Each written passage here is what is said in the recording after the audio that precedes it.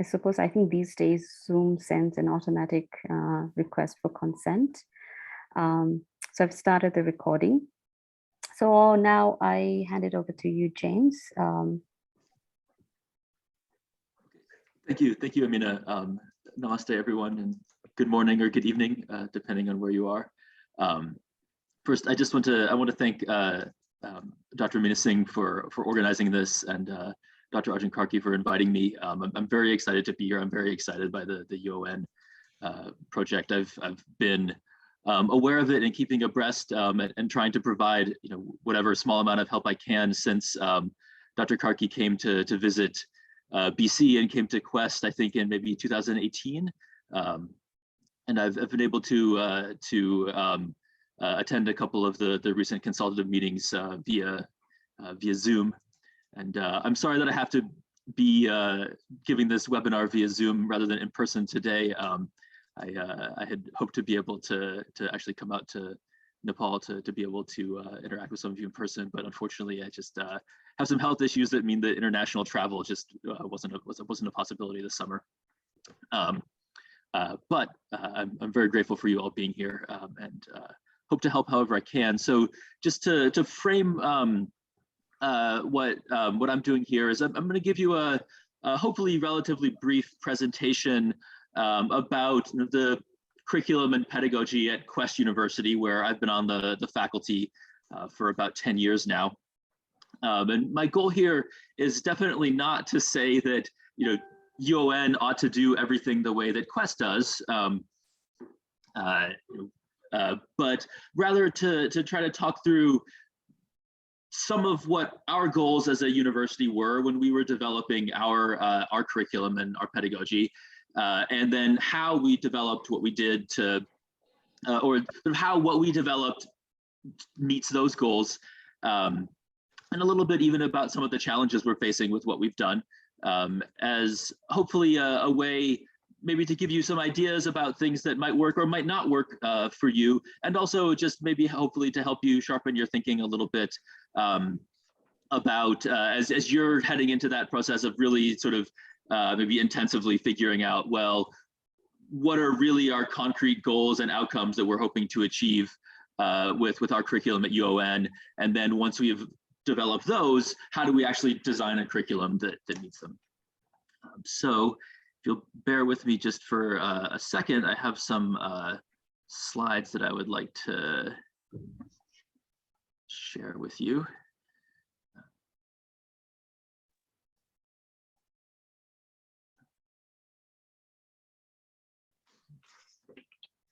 Can everyone see the slides now? Sure. Yeah. Okay, perfect. Yep, we can see them. Okay, great, thanks. Then I'll just go ahead. So as I said, I'm going to try to give it just a. Yes. We're seeing your presenter view. Oh, whoops. You can probably switch it over to the, yeah. Let's just do that. I don't actually need the presenter view for this. Okay, you're just seeing the regular slides now. Great, perfect. Great, yeah.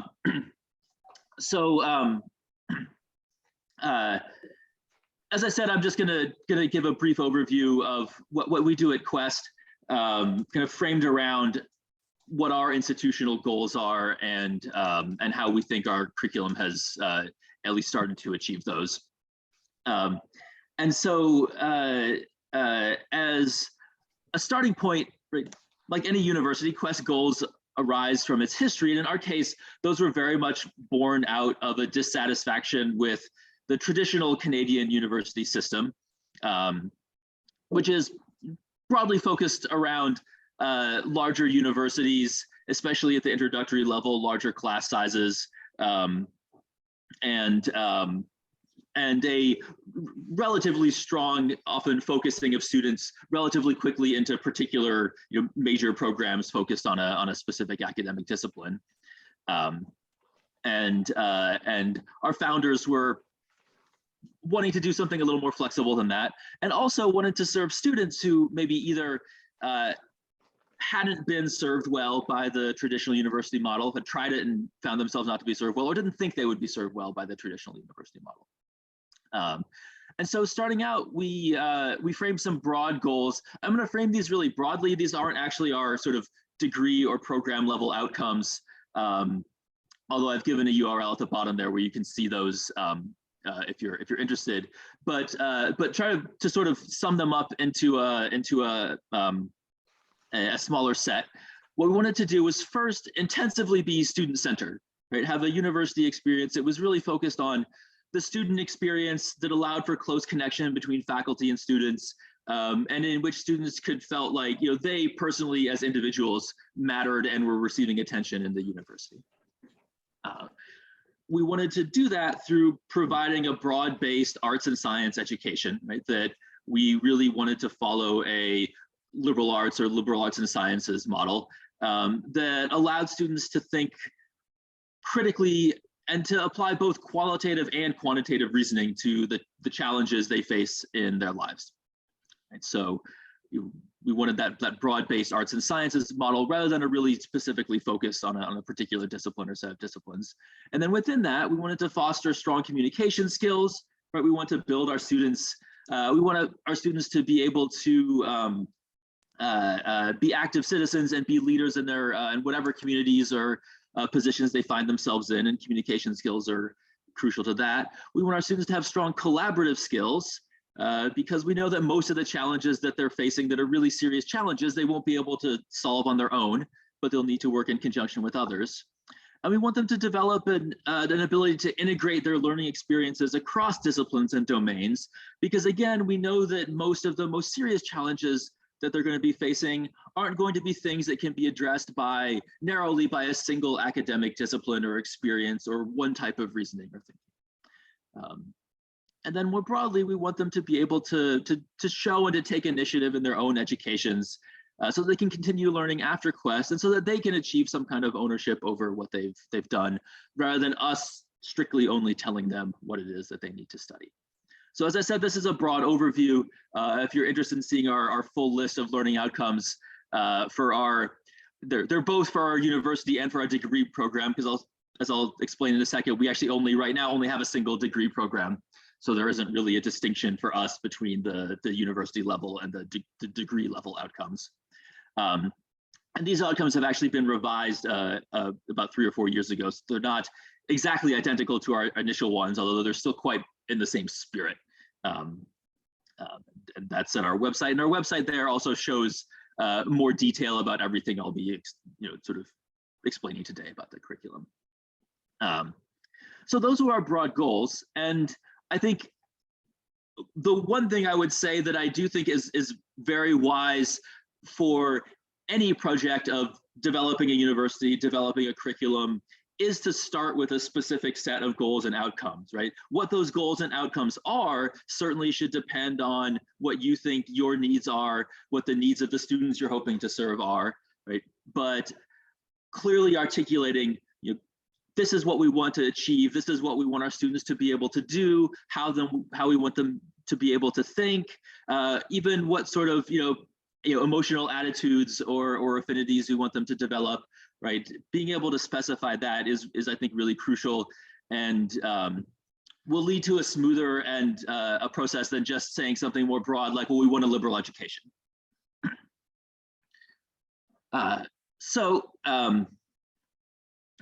At Quest, we tend to think of our curriculum as divided up into 2 large parts. Our foundation program, which is, as I realized I might be cutting that off with the little Zoom badge at the top of my screen. But our foundation curriculum, which is what students do in their first 2 years, and then the concentration curriculum, which is what they do in their second 2 years. And so our foundation program is, as the title suggests, kind of the base, the foundation for the single degree program we offer, this Bachelor of Arts and Sciences, which is, again, as the title suggests, an arts and sciences degree, where what we expect is for students to achieve a kind of broad basic competence across academic disciplines in the arts and sciences. And so for their first 2 years, they complete this foundation program where they take a set of courses in a broad set of academic disciplines. You can see it broken down there, right? So they take 3 courses in arts and humanities, 3 courses in social sciences, 3 courses in life sciences, a mathematics course, 2 physical sciences courses, and a language course, right? And they have some choice in many of those areas about, you know, what specific arts and humanities courses they take. But the idea there is to get them a very broad foundation to be able to be not just exposed to, but to actually be able to be at least proficient on a basic level with different styles of academic reasoning, with both qualitative and quantitative styles of reasoning. And then also we have a set of what we call core or milestone courses that are part of the foundation, that are less about developing expertise in a specific academic area and more about introducing students to the kind of thinking they'll be doing at the university, developing core skills that they'll need across academic disciplines, and helping them move from the sort of foundation level to the next level.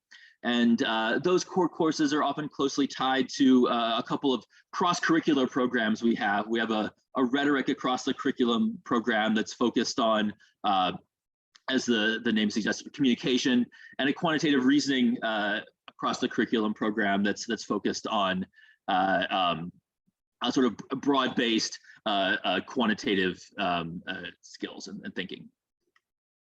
So for about the first 2 years, students do this foundation program where, though they have some choice, it's largely a curriculum they're going through that's designed by us. Towards the end of their second year, students move on, to develop what we call their question. So you could think of the question at Quest in a lot of ways takes the role of a major at a more traditional university. In many ways, it's similar to a self-designed major. We think of the question as being a little bit broader than that, but it's not all that different from, there's certainly other liberal arts universities, for example, Bennington College in the US, when students mostly do self-designed programs. And so during their second year, usually towards the end of their second year, students will develop their question. And this is literally for them phrased as a question that they pursue in their upper years. And so this is something we have them do. We do this rather than majors because of our specific goals, right? We want students to be able to take initiative in their own educations. We want them to be able to connect what they're learning at Quest to their broader interests. We want them to integrate multiple academic experiences. And so the question is, for us, a way of trying to achieve those goals, right? Of putting some of the onus on students to actually take the lead in developing their own academic program. Now, they do that with support, right? We don't just sort of set them loose and say, do it on your own. During their second year, they actually take a course that we have called Question. So this is one of those core courses in the foundation where they work on developing and revising their questions, and then also on further developing some broad academic skills, sort of generally relevant academic research skills. So for example, one of the things they do in the question course is put together what amounts to a sort of short literature review on their question as part of framing an academic justification for it. Part of the question is developing a set of focus courses, right? So these would be what would be sort of the courses in their major at a different university, right? That these are the courses that they're saying are the core courses through which they're going to explore their question. We also have them put together a set of what we call touchstone readings. So these are sort of, often these are like important works of scholarship on their topics. But for some questions, students will also include things like works of fiction, depending on the question, if that's appropriate, right? But these are a set of readings through which they're going to explore their question. And they pair with a faculty mentor who's going to advise and support them with their question. Ultimately, they develop a question plan that they need to defend to their faculty mentor, and another faculty member. And then throughout their second 2 years at Quest, they work closely with that faculty mentor, both coordinating their studies and their courses and on the kind of broader and more ongoing projects that they're doing related to their question. Right. So, again, this functionally serves the same role as a major in a more traditional style, and that it's what really shapes the students' upper years, right? Their goals and their coursework. But we've developed it like this, even if for some students, for example, those who are really intent on going to graduate programs in areas where there's a high degree of very specific courses required. For some of those students, their sets of focus courses do look very much like a major in a particular discipline, right? If you want to go to graduate school in physics, for example, there's just a large set of physics courses you need to have completed. But even then, we've asked the student to, rather than follow a set program, to actually take the initiative and say, this is what I want to do and here's why. And here is something beyond just studying physics that I'm trying to focus on and learn about as I go through my courses, right? So we see this as something that, again, serves our broader curricular goals. So as I said, when they're in their second 2 years, then they've got their question. In their coursework though, right, they still do coursework as a normal university. So they take their focus courses that are akin to the courses for their major. Of course, they have a chance to take electives to explore other things that are of interest to them. They also take at least one, and they can take up to 4 experiential learning courses. And so these are not actually set classroom courses, but rather the student will work with their mentor to identify some kind of out of classroom experience, some kind of hands-on or practical experience. That could be an internship. It could be for, say, a student's focus on science. It could be working in a lab for an period of time. I've had quite a few students who are interested in education. So for example, they might shadow a teacher, but some sort of practical experience that, again, through which they can connect their academic interests to their broader interests or to some kind of practical application. And their faculty mentor supervises their experiential learning, and it does have an academic component too. So while they're doing their internship or working as a volunteer or working in a lab or working with the teacher, they're also doing some reading that connects their academic work to what they're doing in their internship, and often some writing about that, for example, reflecting on how what they're experiencing in their experiential learning program is connected to their academic concerns, right? So this is another way that we focus on trying to integrate their academic experiences, where we ask a little more than maybe a standard internship because we want to have that strong sense of connection. Then at the end of their Quest career, this is something that for most students, they're doing at least over the course of their final year, and for some even before that. Every student at Quest completes what we call a keystone project. One of the big initial funders of Quest was a geologist, which is why we ended up with so many kind of rock and stone type metaphors in our curriculum. So the Keystone Project is a sort of original, often a project that requires some kind of original research. Again, this fills the role that something like an honors thesis would at many other universities. But it's a little broader than that. So although some keystones are very much like honors theses, and that they're a kind of extended academic project that's geared towards the student doing research and engaging in some kind of question that's a subject of scholarly debate and making their contribution to that. It could also be a wider set of things, right? Students can do various sorts of arts projects, journalistic projects. I've had, for example, a student who was interested in teaching develop a syllabus for a secondary school course as their keystone project, right? But something that requires research, requires critical analysis, and requires them to apply some aspect of what they've learned at Quest to exploring some aspect of their question. And then at the very end of their Quest careers, all of our students, right, so there'll be a written, or in the case of a creative work, maybe also composed or drawn or sculpted or whatever component of their Keystone. And then also all of our students give a public presentation of their Keystone project as the sort of the very last thing that they do at Quest. Again, to foster that kind of public communication aspect of the skills that we're trying to produce, right? Along with the Keystone projects themselves, that require students to be self-directed, require them to do research, require them to display the critical analysis and thinking skills, reasoning skills that they've developed at Quest.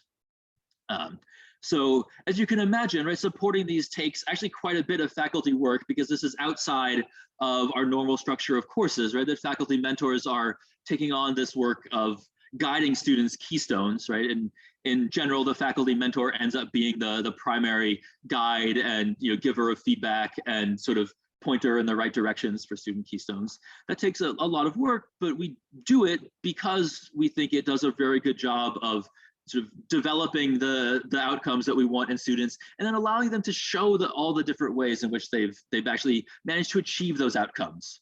Right. So our students, as you can imagine, tend to be quite proud of their keystones, and as you can also imagine, we have students at a broad variety of achievement levels. So for some students, just being able to produce something as substantial as a Keystone project is a significant achievement for them that they can take a lot of pride in.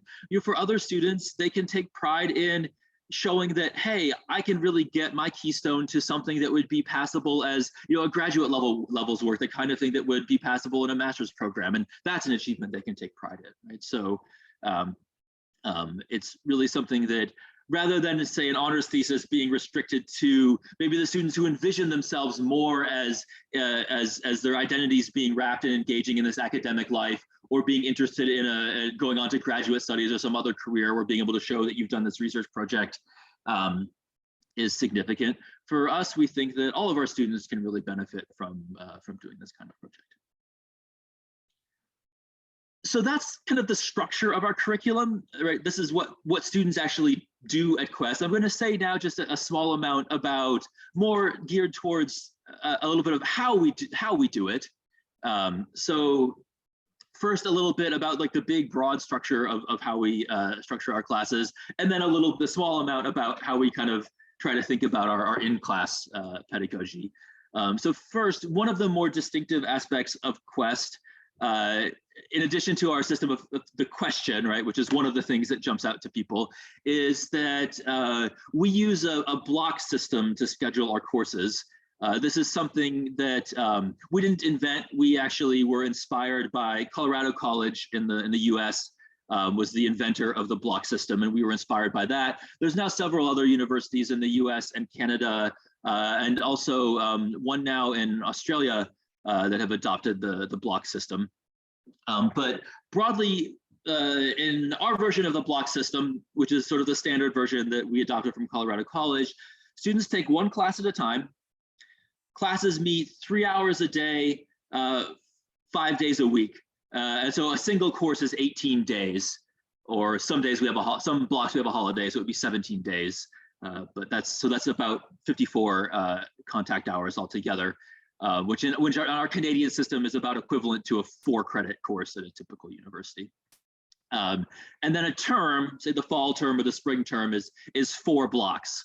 So a full-time student would take 8 blocks in a single academic year, but they would do them concurrently.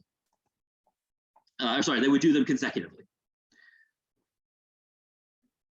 This is definitely not a system for everyone. The block system has its strengths and its weaknesses, and certainly if you're interested in following up on this, I'd be happy to discuss it further with you in the Q&A. But we've adopted it at Quest, again, because it helps us meet our pedagogical and curricular goals. Right? That one of the big advantages of the block system is that students are only doing one course at a time, and that does foster student engagement and allow for a kind of depth of analysis that's at least sometimes more difficult to achieve if you're spreading courses, class meetings out, and students are doing multiple courses at a time in a traditional semester system. There's also some advantages in terms of what faculty have space to do pedagogically, because having a longer individual class meetings and not competing with other courses for your students' time outside of your class does give faculty more space to develop non-traditional pedagogy, and to some extent require it, in the sense that definitely no one really wants to sit in or give a 3-hour-long lecture. And really even like a 3-hour-long just Socratic style seminar is probably a little too much when you're doing it every single day, as as opposed to like a once a week 3-hour course on a semester system. And so it requires being quite intentional about what you're doing in the classroom and why, in a way where, in part just because most of us were educated, as I was, on a more traditional semester system, you don't just automatically fall back on the models in which you were trained because you're forced to do something different. And then another thing that for us is a strength of the block system is that because, at least academically, students have in the same class all have the same academic schedule, right? They're all in that block, then it's a little easier to facilitate collaborative projects with students, because now they're only managing their outside of academic lives in making their schedules consistent, rather than also trying to harmonize across different course schedules. And because we really emphasize collaborative work and ability to work collaborative as one of our goals, our outcomes for students, then we see that as a strength of the block. So, again, block system is not for everyone, but these are the kinds of things we were thinking through and the kinds of reasons we still think it's the right system for us, right? It's that it meets the specific goals that we have.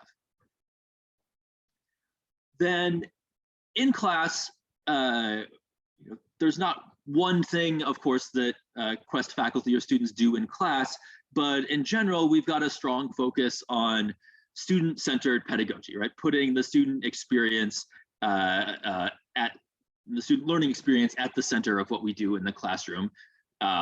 We're a teaching-focused university, and that's explicit, and that informs, for example, everything starting from how we hire our faculty, right? That we're clear when we're looking for new faculty that this is a teaching-focused position, and that although we expect faculty to be engaged in research, it's not the same as if you were at a research-intensive university, right? That we really expect your primary focus at Quest to be on teaching and then honing your developing your pedagogy.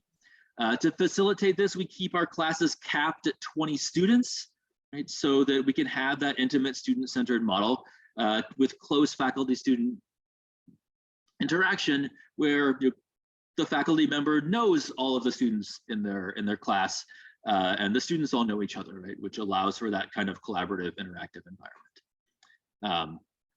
For all of our courses are designed with explicit learning outcomes in mind, right? So just as we designed our entire curriculum with a set of learning outcomes in mind, we design our courses as well by articulating, here are the outcomes that we expect students to achieve in those, right? Knowledges, skills, attitudes. And then here's how the class activities, the assessments are designed to support those and to show that students, to allow students to show that they've achieved those. Then we sort of structure that, police is probably makes it sound a little bit more aggressive than it actually is, but we facilitate that through a curriculum committee that's composed of elected faculty members and then our academic dean that approves all new course proposals. So we have a structure within the university where we give faculty a template for saying, okay, if you want to propose a new course, here's what you have to do. And then we'll give you some feedback to make sure that you're actually meeting the standards that we want for a university level course and fitting it into our larger goals as an institution. In class, again, there's not one specific thing that this means, but it frequently means that faculty members are using inquiry-driven pedagogy, where the idea is to, rather than say have just a set list of topics that one is going through, to give students some agency to explore the kind of questions that they're interested in the course topic, with faculty guidance, of course, right? So that might be, for example, curating a smaller set of potential readings, say, or activities that students can, or assessments that students can choose from, so that they've got some way of meeting their own interests, but of course aren't set totally at sea right? That students will at this stage certainly need guidance. Project-based pedagogy, so where students are given as a way of both developing and then showing that they've met outcomes, some kind of extended project to work on individually or collaboratively, and where class time is in part devoted to making that kind of collaborative project possible. And we do that alongside obviously more traditional Socratic style discussion, which is still quite useful in many disciplines, right? When I teach a literature course, some of what I want to do definitely in terms of achieving outcomes is to have students be able to speak in a critical and reflective and effective way about what they understand, how they analyze whatever text that we're reading. And Socratic style seminar discussion actually works quite well to develop that. Our assessments are also focused on the outcomes, and we try to emphasize, again, not just falling back into a sort of traditional, well, this is how I learned it, we had exams, or we did kind of like, you know, genreless term paper type essays, and that's what I know, and so that's what I'm going to assign, but rather to have a set of assessments that are geared towards both developing and letting students show that they've achieved the learning outcomes. So in some cases that might be traditional exams or term paper style essays, but that could also be faculty use of portfolios, for example, where students repeatedly revise work over the course of a block before having to finally submit what they've done at the end. Mastery grading, where students are given some space, again, with faculty constraints and supports to show that they've achieved the course learning outcomes, and where their grade at the end is based on, right, whether they've actually been able to submit something or do something with a faculty member that shows that. As I said, collaborative projects are used frequently. Research creation, so that's a kind of broad term for creative projects where the goal, the outcome, isn't just sort of strictly showing a student's, you know, either technical proficiency in whatever form they're using, or strictly showing their creative ability, but rather where they're using some kind of creative project to show that they've done research and can do some kind of critical analysis of the topic. So just as an example, I have a course, sort of medieval studies course, in which one of the things that I ask students to do after we've read some medieval drama and talked about how in urban contexts in medieval Europe, drama could serve some of the same role that we think of the public sphere serving in a more modern social context, right? To allow for kind of open-ended commentary on topical social issues. I ask students to produce a drama that does that, right? So the point primarily isn't to have them produce a really great play, but rather to have them apply what they've learned about medieval urban life and about the kind of like concerns and conflicts that people in this setting would have, to produce a play that sort of expresses or speaks to those, right? So the idea is that the creative project requires some kind of research and analysis itself. And so again, right, the goal there is to use assessments intentionally in a way that supports course and institutional learning outcomes, right? And so that's really, if I have a kind of like big picture point that I'm hoping to emphasize to you, is not that what we do at Quest is the best way to do everything, the only way to do everything. I'll show you in a second. We've actually perceived some challenges with our model that we're still working on addressing, but rather that when you're thinking through what to do at a university, from everything to the level of what are the degree programs we want to start by offering, to what are we hoping to achieve with those degree programs, to how are we going to structure our curriculum to do that, to what are we going to do in the classroom to do that, right? That it's important to be intentional about what you're doing, and to at least not fall back on just, I'm doing it the way I've done it as a default because that's the way it's always been done, right? But rather to think through what am I trying to achieve, and what do I think is the best way, or what do we think is the best way we can do that? That may, in some cases, be the way that you did it, right? Traditional models do have their value, right? They were developed because they were good at lots of things, right? But in some cases, it might be doing something a little different, whether that's adopting a model for somewhere else or developing something that's unique to you. And so I thought it might also help you think through, right? Here are some things, right? We've developed what we think is a good program that does broadly achieve the outcomes that we're hoping to achieve. Nevertheless, it has challenges, and there's still things that we're working on. And I hope that maybe ending by talking about those a little bit could also help you think through, here are some things that we maybe didn't foresee or didn't plan for enough, or just, the idea that any kind of curriculum is always going to be a work in progress, right? One doesn't develop a perfect curriculum, right? One tries to refine what one has or develop new things to meet the broad goals that we have.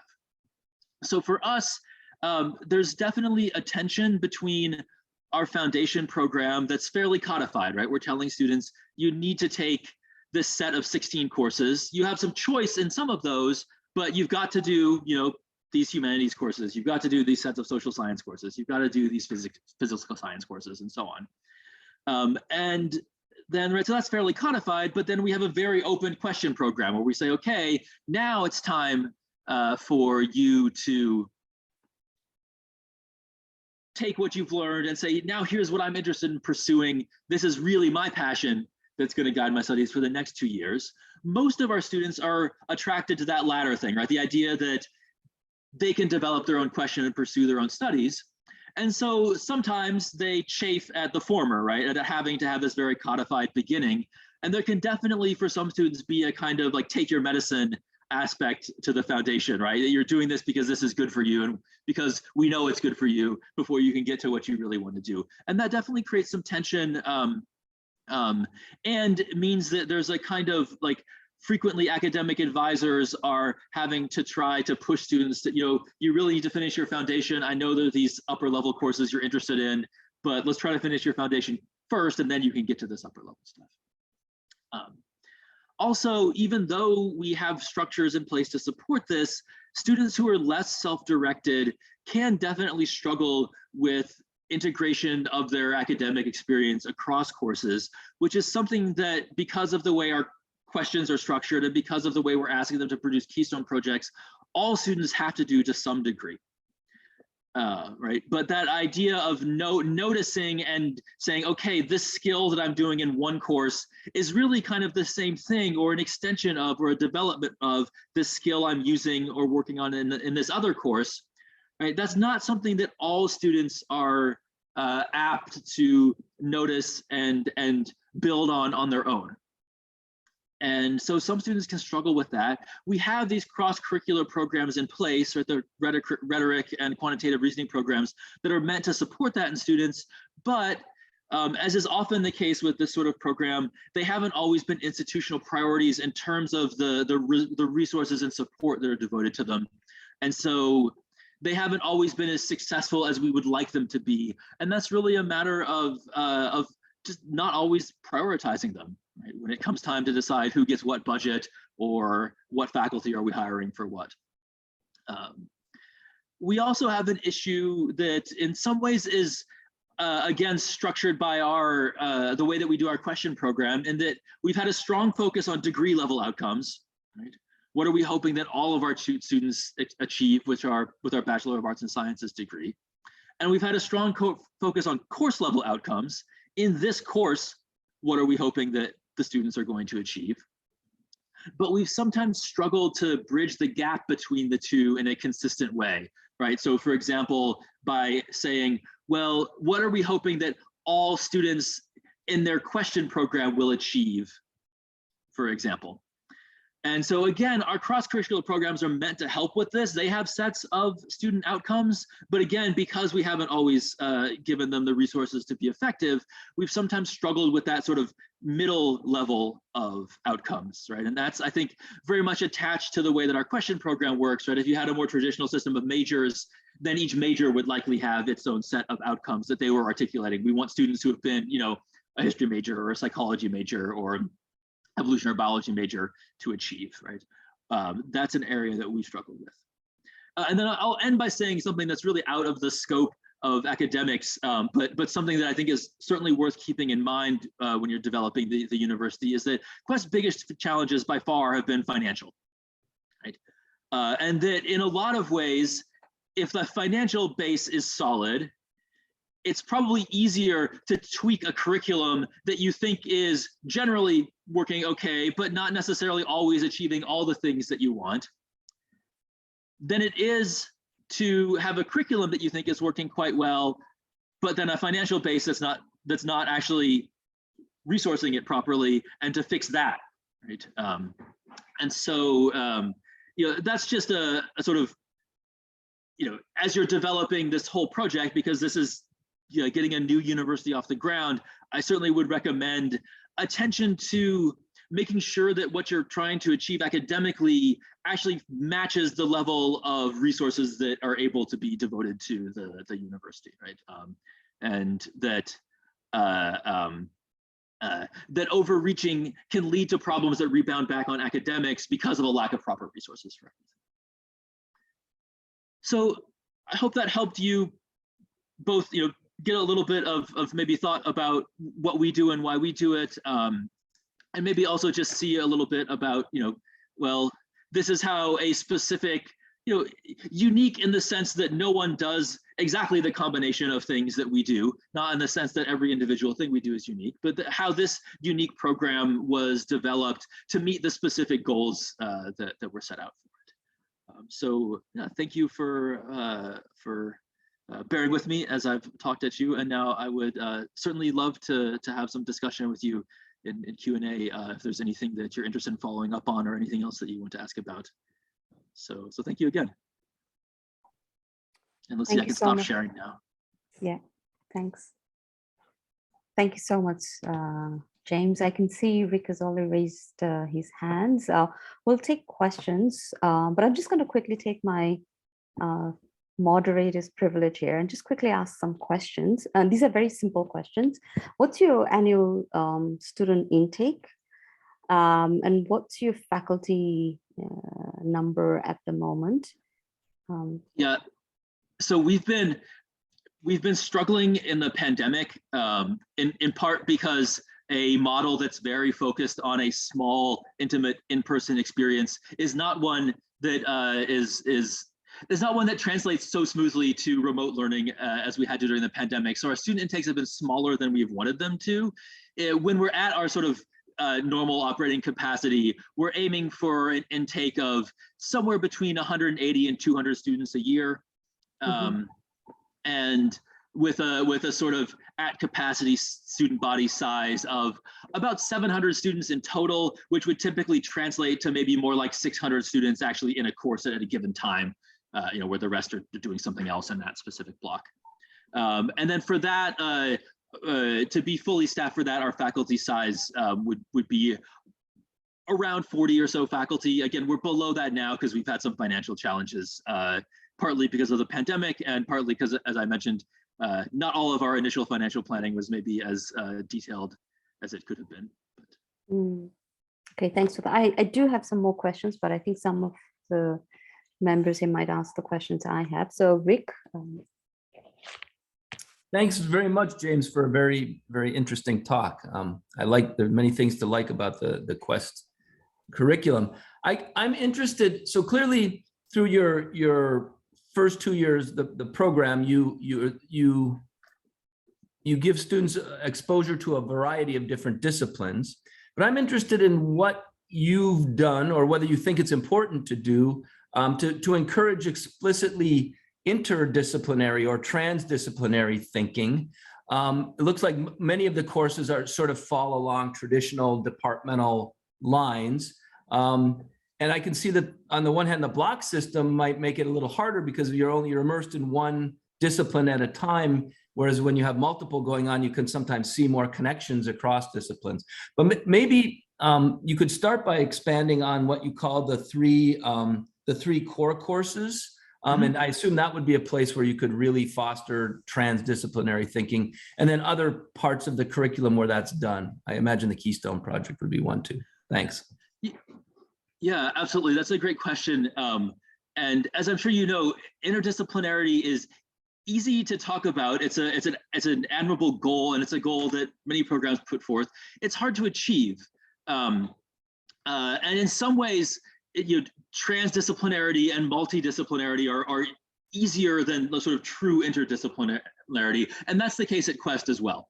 Though we do aim to foster interdisciplinary thinking, we sometimes at least more clearly achieve transdisciplinary and multidisciplinary thought. So yeah, so our core courses are definitely designed especially to foster those kind of transdisciplinary academic skills. So the first course that all students take at Quest is called Cornerstone. To some extent, Cornerstone fills like a structural need that arises from the block program. One aspect of a block course is it happens very, very fast, right? You're in class 3 hours a week for 3.5 weeks. And if you get behind, because things move so rapidly, it can be very hard to catch up. And so that's especially can be a challenge for students who are just transitioning into the university experience, right? Where, in a semester system, if it takes you 3 weeks to sort of get up to speed with what you actually need to do as a university student, well, you still have, depending on the system you're in, 9 or 12 weeks to get back up, to catch back up. If you're in a block, if it takes you 3 weeks to get up to speed, you've failed. And so Cornerstone is in part designed to just show students in a lower stakes setting. Cornerstone is a pass, no pass course for all of our students. And although there is coursework they're expected to do, it's not at the same level of intensity as a sort of standard course, right? So part of Cornerstone just serves to get students to understand this is the kind of work and the kind of commitment that's expected of you as a university student. And then it's also meant to give students a kind of broad introduction to the types of thinking that they'll be doing at the university. So Cornerstone is really more a multidisciplinary and to some extent transdisciplinary course, right? So we're focusing on some very basic, just here's skills you need for academic success that you're going to be developing. And then also, there's a common theme for Cornerstone. And then we show students how different academic disciplines can be used to explore the same theme. Right, so there's a unit where they read a novel and discuss the novel and how it relates to the theme. The current theme for Cornerstone is what is knowledge.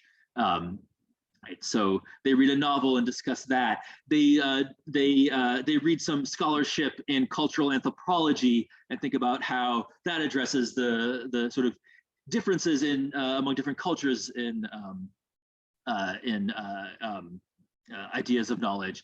They do a field science exercise, right, in the sort of empirical, usually natural sciences, because that works well with our environment at Quest, to think about how the empirical sciences structure knowledge, right? So that's the kind of, it's multidisciplinary in that they're not at that stage of bringing together different disciplines at the same time to address the question, but they're learning how a multiplicity of academic disciplines might all try to address this sort of broad question or broad topic.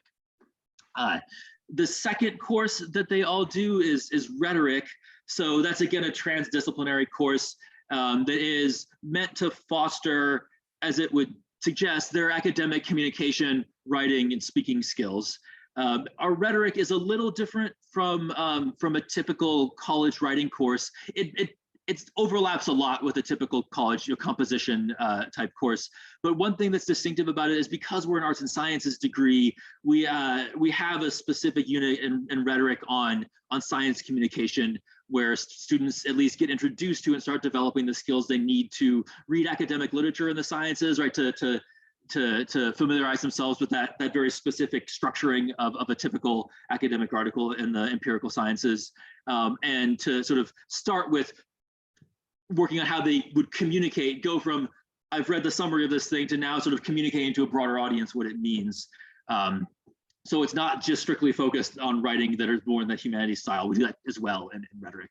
And then the third core course is the question course that I mentioned a little bit, right? And that's a course that is both helping to further develop some of the academic research skills that they have already started to develop in the foundation, and then also helping them express what their question is. And part of that, they are asked to articulate what academic disciplines they want to bring to exploring their question. And so this is where certainly the multidisciplinarity, and for many students also interdisciplinarity, start to enter into their sort of academic pursuits more specifically, right? And so one of the challenges that we can face is that like this requires a fair amount of effort and direction from both the student and their faculty mentor, right, to try to build that interdisciplinarity.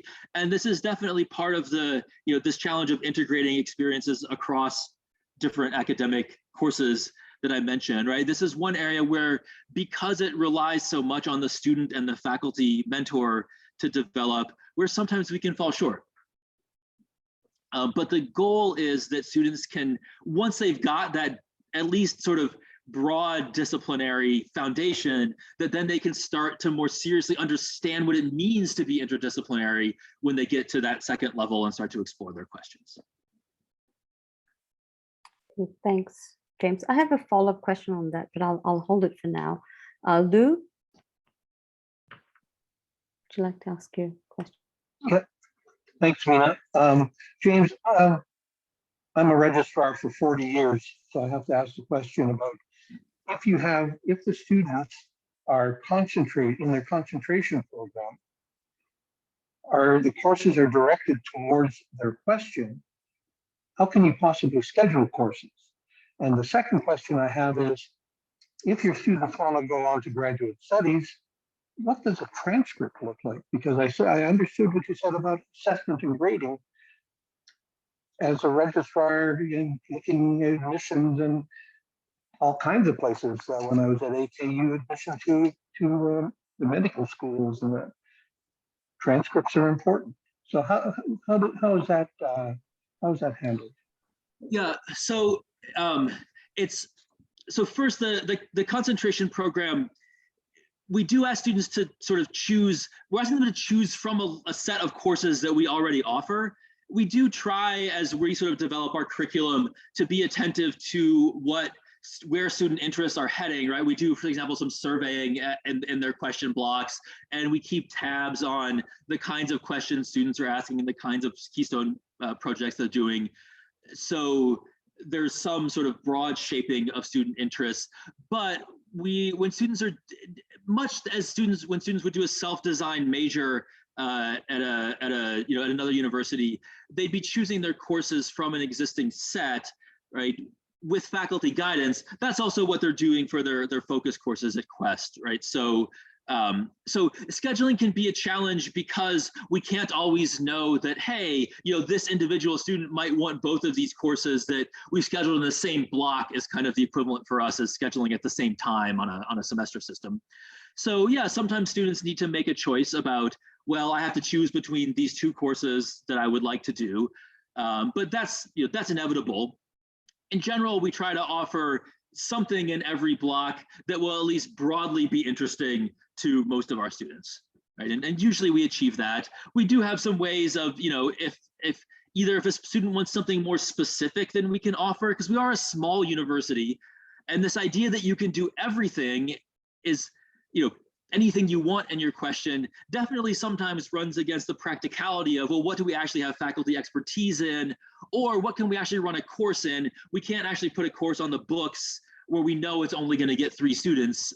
Even with our small class sizes, we aim for an average of around 12 students in our upper level courses, right? So it has to have some level of student interest. So we do offer them opportunities to, for example, do independent study courses with faculty, where they work with a faculty member to set up the learning outcomes and the activities they'll be doing, but where they're more self-directed than in a standard course. The faculty member is more kind of supervising it.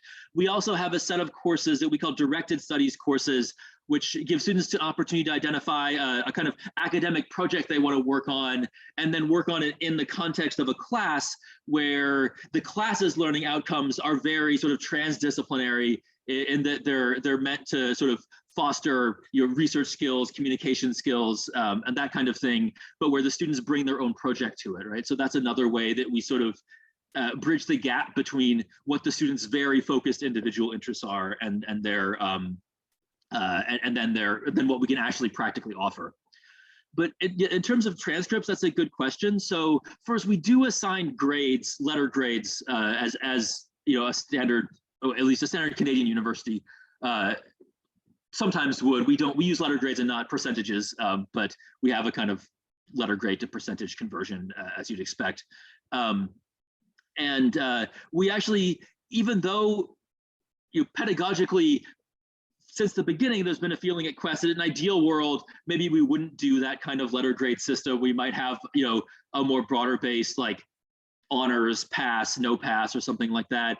Practically, we do recognize to have our courses recognized at the graduate level or the transcript level. We already do enough things differently enough that we do need to have that traditional grade because it is more legible to a registrar's office or to a graduate admissions committee or to things like that. So, and to be honest, in terms of getting our credential recognized, at the very beginning, we just had to work to show, here's what we are, we're a legitimate university, right? That's, the first few years when you're doing something different and you're quite small. But once we got past that stage, our challenges really haven't been in getting our credential recognized, like getting the Bachelor of Arts and Science recognized as a legitimate bachelor's level degree. That we achieved relatively quickly. It's been more in things like, if a student wants to transfer to another university, how do we help them articulate what they've done at Quest, how what they've done at Quest matches up with the course requirements to say, be an economics major at University of British Columbia, right? That's been our bigger challenge, and we're small enough that we've had to tackle some of that just on a case-by-case basis. And then we have been like as aggressive as we can be about participating, for example, in our provincial transfer credit consortium that BC has, to articulate as many courses as we can, because we know that serves our students well. And so, yeah, we've put, we've also at the same time also put effort into showing that, hey, our students meet the requirements for these graduate programs. Some of those were very long battles, right? Getting our students admitted to medical programs took us about 4 or 5 years from the beginning of Quest, but we've achieved it now, right? We've got at least the main medical programs that our students are interested in applying to, for example, recognizing our credentials. And now we're getting our students in quite regularly. Thank you, Taraji. Thank you very much. Thank you. James, thank you very much. That was a wonderful presentation. I enjoyed it very much. I have many, but I just want to ask you a couple of questions. One is, you mentioned that you have a cap of 20 students per classes, and I'm assuming that that's across the board, correct? Yeah, and it is. If so, what are the criteria? What are the bases that you use to limit those to 20? Secondly, when you try to do things in a different way or new way, there are always challenges. And one of the challenges I have experienced by being at Columbia University is that there's always a resistance from the faculty.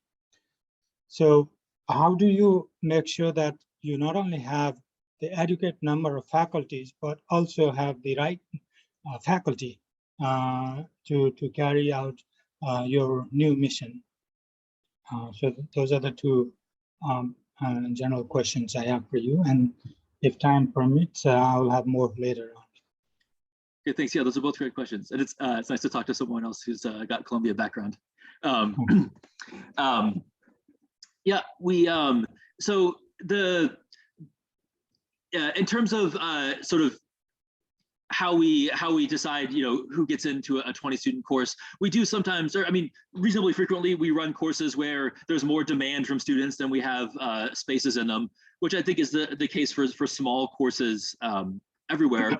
And our system is pretty standard for that. So we have registration for courses goes in order of seniority. So our 4th year students get registered first, and then our 3rd year students. That's particularly important for us because the 4th year students, it's really pressing. If they really need a course for their question, then this is their last year to do it. And whereas, for a first year student to get into a particular upper level course, they've got plenty of time to do that. That's not so important. And so we have enough courses and a small enough student body that it would be very, very unusual for a fourth year student to not be able to get into a specific course that they wanted, because they get first crack at registration, unless they were just, for whatever reason, didn't register when they could, right? And we do put some of that onus on them, but we give a lot of reminders. Faculty mentors help students plan their courses. Mm-hmm. And then so on. And so that doesn't work perfectly.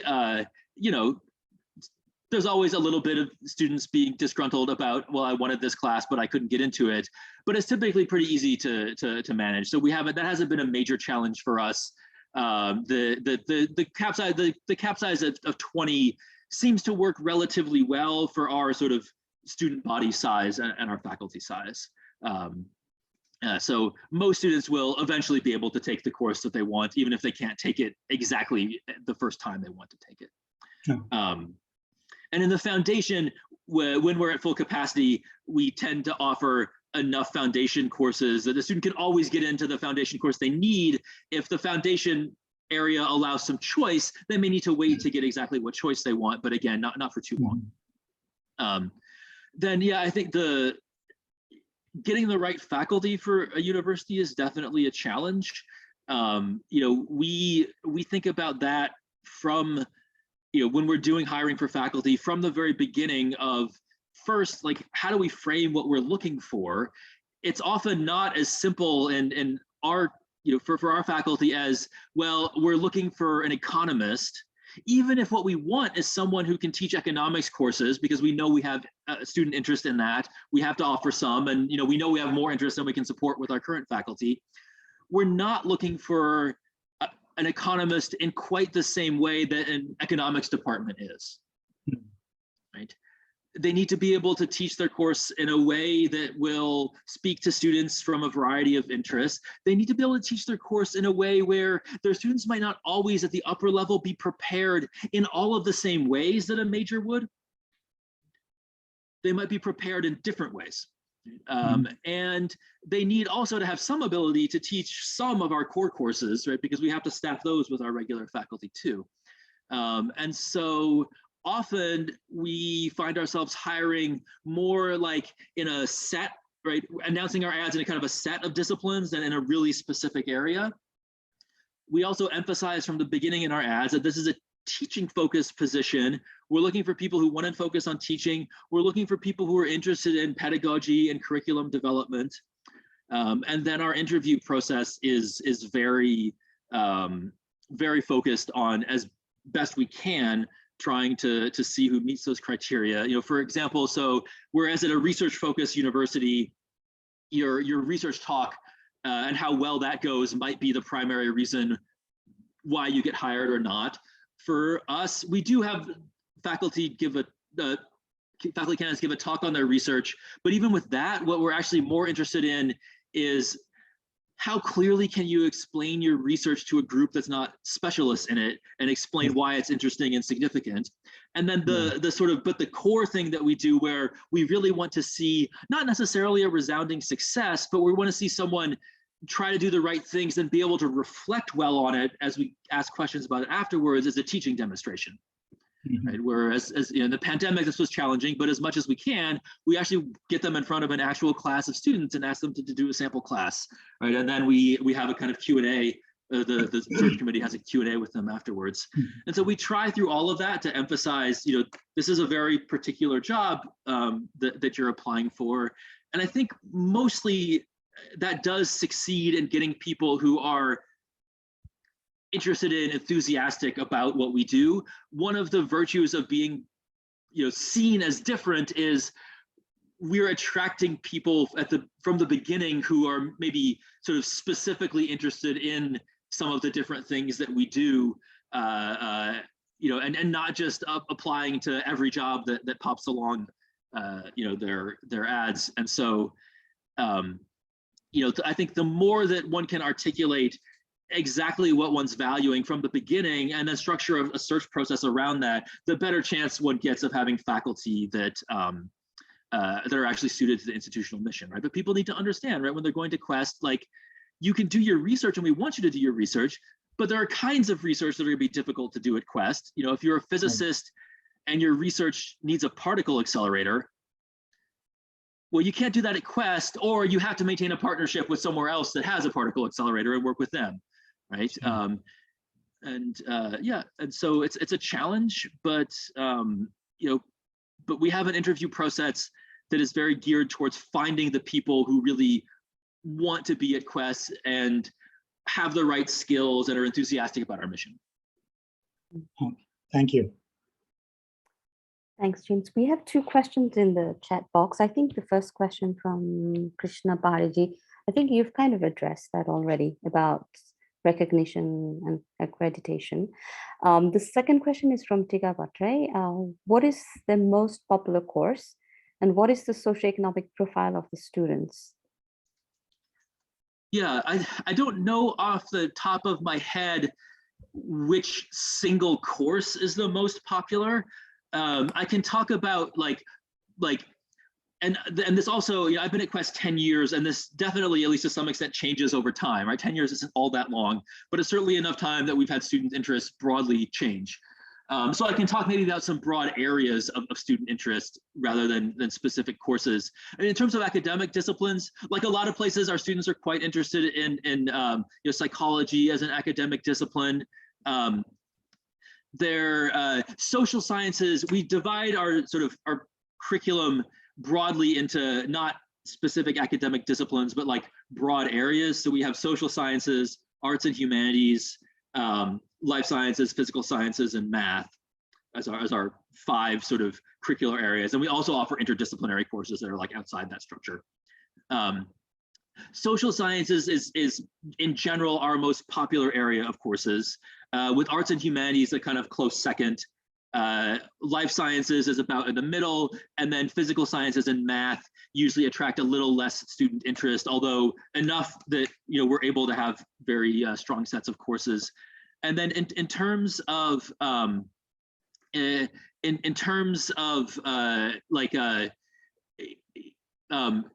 non-disciplinary interest, we have a lot of students interested in kind of like social justice questions. We have a lot of students interested in environmental questions, sometimes from the perspective of environmental science, but also, you know, from the perspective of social sciences and humanities, or bringing those together. And then we also always have a set of students who's, you know, because their goal is to go to a graduate program in a particular discipline, have a question that's focused around like allowing to explore that discipline in a way that gets them all the prereqs they need for a graduate program. You know, so for example, we've always had like a small but very committed set of students interested in chemistry, whose questions have focused around that, and they've done some very interesting things. But in their coursework, a lot of it looks very much like, insofar as we can offer it, like this is what a chemistry major would do, for example, or this is what a math major would do. For my area, which is history, graduate programs have a little bit less of a set, you know, you must have these prereq courses. And so even if I have students who are interested in graduate programs in history, I can advise them to take, you know, sets of courses in the social sciences or in the life sciences or in the, you know, non-historical courses in the arts and humanities that are also meet their interests, because that'll be legible to a history graduate program in a way that, say, you know, an applicant to a chemistry grad program that's done 3/4 of their courses in the humanities maybe isn't as legible to a chemistry graduate program. Yeah, that's something that is you know, a challenge that we have to think about when we're thinking about what sorts of courses to offer. And as I said, we do try to keep tabs over time on how our student interests develop. In terms of socioeconomic profile, you know, most of our students are reasonably affluent. We don't have a very like an extremely high number of students from very challenging socioeconomic circumstances. Although we do have certainly some, you know, we offer scholarships. We've had for quite a long time a relationship with MasterCard has a scholarship for African students that we participate in. And because that pays a full tuition, and then Quest covers room and board for those students, that's made it attractive for students even who wouldn't normally be able to afford to attend a university, pay international tuition for a university in North America. Certainly those have been amazing students for us. Some of the challenges, the block program both can offer some benefits to students who say need to work to support themselves at university, and has some challenges, right? The big challenge is a block by itself is a full-time commitment. So it's hard to be doing a course on the block and also holding down a job. Some of our students do it, but it's definitely a challenge for them. On the other hand, because you can finish a block in 3.5 weeks, you can have a schedule where, okay, I do 3 blocks and then I have 3 blocks off. So for example, if a student has work that's more seasonal, here in BC, that might be firefighting, which is really something that we have a lot more need for in the summer, or it might be something like working at a ski resort or something like that in the winter. So a student has the ability to work, might have the ability to work, say, full-time seasonally, and then be full-time student at another chunk of the year, rather than being a part-time student throughout the whole year and then working part-time at the same time. So the schedule definitely poses some challenges. And I know Victoria University in Melbourne, Australia, also has adopted the block program, after some conversations with us and Colorado College and some other schools that do it several years ago. First, just for their first year program, and then they liked it so much they adopted it for all of their programs. But they adopted a model of it that I think meets more like 3 days a week than every single day, because they have because they're a big regional university in Australia. That does serve a big swath of students in terms of socioeconomic background, and they thought it fit their students better to have not every single day very intensively, so that students were more able, for example, to have part-time work or to devote their time to a family or something like that outside of the classroom. So our model, frankly, in a lot of ways, really does imagine that our standard student is a sort of typical college student, and that they're in that 18 to 25-year-old age range, and that they're university is their sort of full-time pursuit while they're at university, right? That we accommodate other students, but that was clearly, in my view, even though I wasn't here at the very beginning, it seems like that was clearly like the model of student we had in mind when we were thinking of who we were going to serve. Thanks. I have a question just related to what you were just talking about. I have a question. How do you do enrollment? Like, do you have a screening process, or and how does that work? Yeah, our enrollment process, we have an application process that's similar to other North American liberal arts universities. So students apply, either they can fill out a sort of set of questions that we have, or we participate in the common application, which is pretty widely used across North American, especially liberal arts universities, which is a kind of standard set of application questions. So students can apply to us through that as well. And then we have a couple of essay questions we ask them that are trying to get at like things like, hey, does this student, can the student articulate like, here are some things that I'm really interested in, that I want to pursue, or that I have pursued, that I want to continue at Quest. Can they articulate ways that they've showed, leadership in their community or service to their community? The kind of things that suggest to us they'd be well suited. And then we actually interview there's an initial screening process where we're just checking to see, like, does this student have academic achievements that would show us that they're actually prepared to succeed at Quest, right? But then once they meet that bar, we interview students again, where the idea is, we're less through the interviews trying to suss out like just how high is their level of academic achievement, than like, do they know what they're getting into when they're applying to a school that's in a lot of ways quite different, and are they enthusiastic about that? So that's the main difference with our application process, is that past that initial cut, we do interview all of our students. That's of course very work intensive for our admissions staff, but it's generally been worthwhile. And then we do, rather than have again past a baseline of have you shown academic achievement that would suggest you can achieve, that you can succeed, right? That we can support you in succeeding. We we aren't necessarily always interested in getting the very most high achieving students, although we want those too, but rather students that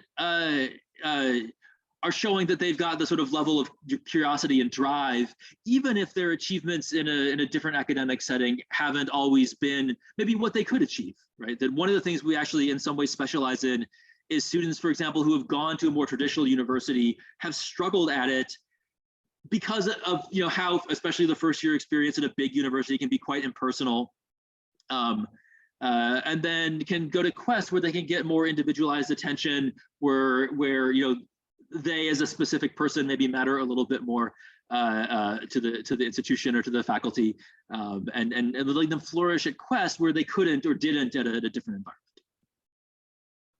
Thanks for that. I've seen Rick raise his hand for a while. Yes, thank you, Amina. In response to one of Tara's questions, you addressed how you select faculty, but I'd like to hear you say a few words about how you evaluate them once they're there and what criteria you use for promotions. That's, as you can imagine, that's generally been at least a somewhat contentious subject, right? That faculty and administration often have different ideas about how faculty ought to be evaluated. And it's especially challenging for us because, and frankly, I think this is still a challenge that we haven't fully met, because what we want to do is primarily assess and promote faculty based on their teaching achievements, right? We're a teaching focused university, but at least we haven't yet developed a way of doing that is both like a reasonable amount of work for all sides of the process, right? Both the whoever's tasked with the review. We have a elected faculty committee that in conjunction with the dean actually does the review. And then for the faculty member under review. And so, for example, we know that student evaluations of teaching are a very blunt instrument and certainly imperfect in assessing teaching achievement. We do use them, but we also ask faculty to put together a teaching portfolio where they can show the review committee, here's the outcomes I've set or the goals I've set for my course. Here's the way my course is structured to achieve those. We do teaching observations, although to do those well also takes a lot of resources. And frankly, that's another area where we haven't always committed the level of resources that we need to do it well consistently. And then we do ask faculty to be broadly active in scholarship. So that doesn't necessarily, it could mean a sort of standard research and publication in journals or in some people's books or whatever agenda, but we try to conceive of scholarship as more broad than that, right? So it could be something like more popular facing or more service oriented academic work. It could also be work on developing your pedagogy, whether that's allowing you to teach in new areas or doing things that are clearly helping you refine your pedagogy in your existing areas. But some kind of thing to show you're still engaged in scholarship at some level, and then we ask for university service as well. But so that like what we're reviewing are the standard set of things. We emphasize teaching most. We try to get a good way of getting insight into that, but it's certainly not perfect. Putting together an extensive teaching portfolio is an enormous amount of work. So we've and we can't ask faculty to do that repeatedly, and so we've tried to limit what we're asking them to do, what the faculty who are on the committee, who are mostly just doing this as institutional service and not getting course release for it, are asked to do, right? So it's imperfect, but we do try to have a review and promotion process that that emphasizes teaching, especially because that's what we value most. Thanks. There's a question from Purna, sir. How many students have graduated? Any traces studies on their performance? Yeah, we've at this point graduated somewhere around, I think, 1,500 to 2,000 students. I don't know the exact number off the top of my head. This is our 15th year, so we would have had about 11 graduating classes.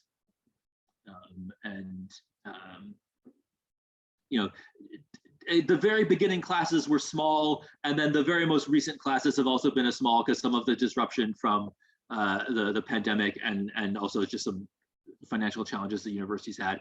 But typically we would graduate, between 100 and 200 students in a typical class. And we have done some tracer studies on their performance, we haven't done it as consistently and rigorously as I think we ought to have, but we have done some periodically. And in general, for our students who graduate, the outcomes are quite positive. So we have a pretty large chunk of our students, around half to sometimes even up to about 60%, go on to some kind of graduate education. Whether that's a master's program or a PhD program or a teaching degree, something like that. And in general are very, very successful at getting into the programs that they apply to. So something like something on the order of 80% of our students who apply to graduate programs get into one of their top choices, at least as they report back to us when we survey them. So that's been a particular strength of ours. The employment outcomes are also good. Our students who are, so the large majority of our students 5 and 10 years out, and we have very few students who are 10 years out because of how new we are either employed or in graduate work.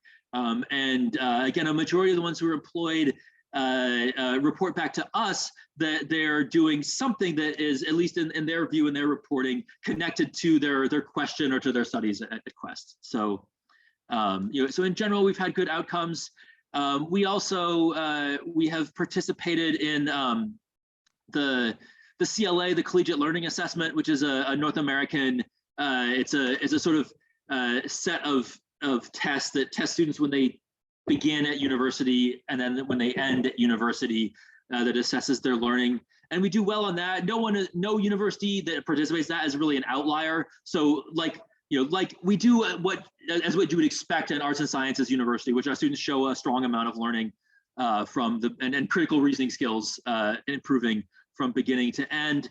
And there's actually some very broad-based studies from the US that suggest that kind of outcome on the CLA is strongly correlated both to employment and to students being satisfied with their employment. And then we do quite well in the National Survey of Student Engagement, which again is a Canadian and US instrument that that does surveying to look at sort of concretely things like high impact educational practices, how much contact you have with faculty, how much coursework do you do outside of class, that kind of thing. And again, we generally score quite high on that. And again, that's seems to be correlated with good outcomes for students. So it's, as far as we can tell, given that we're young and don't have a huge amount of data to work from, we are producing good outcomes for the students who succeed. We are working more on making sure that we retain our students across the 4 years at Quest is something that we have done at least a little less studying on that we're now turning to. Thanks, Dr. Kagi. Yeah, thank you, James. It has been a very enlightening, experience to know much about Quest. In addition to what I had read your notes and conversation during my visit to Quest. I think it's 2019. I have one comment and two questions. The comment is one of the attraction or the temptation for us towards this concept of block system is that the site where we would like to build this university is away from big city like Kathmandu. So there is a tendency for the faculty who, the competent, qualified faculty to be away from the big city and still be engaged, around the year in a university that is just recently being established. Likewise, when it comes to the arranging or mobilizing or requesting the potential volunteer faculty from the Western countries, it might be very much possible for them to come here for a few weeks, do the things, and go back and resume their, whatever work they are doing. So that is one thing that we are cognizant of, and we are still under the discussion. We haven't made the final decision yet. So the two questions I have is, number one, I know that Quest does not have any departmental structure. You put the faculty together, faculty who are expert on a particular given discipline, but no department as such. Unlike in the traditional university, the big university, there is always a department at many levels. So what has been your impression or learning experience or any disadvantage in not having any departmental structure? That is one question I have, because this is also one of our discussion at present. Number two, you also said a very important statement with regards to the trying to optimally match your academic ambition and the financial resources, which we couldn't agree more. But what you have also said is that we wish the financial planning would have been done in a much better way than it was done. So if you were to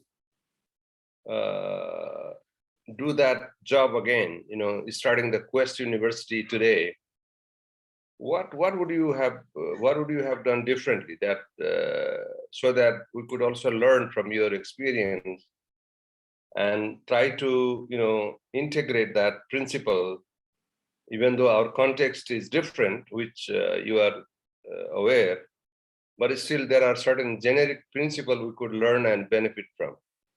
So I would like to learn from your perspective on this. Thank you.